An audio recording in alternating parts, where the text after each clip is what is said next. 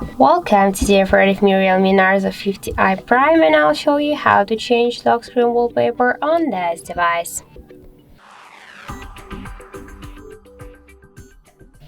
So just first open the settings application and then tap the display section. After that, select wallpaper, and just you can select your new wallpaper from just your device photos. I got here only one for example, and also we can use the wallpapers, the default ones. For example, let's use this wallpaper. Tap on the right down corner to select the lock screen.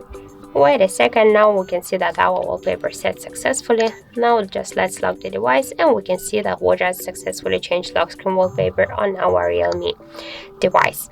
If you want to just change it by the second way, you can just first hold for a while one from your device home screens, then select wallpaper section, and after that you can use by the same way default wallpapers, live wallpapers here, or just your device photos. For example, I'll use this photo.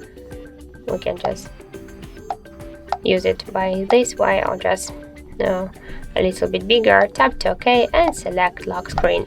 So that's it. Thank you for watching, and if you find this video helpful, don't forget to leave a like, comment, and to subscribe our channel.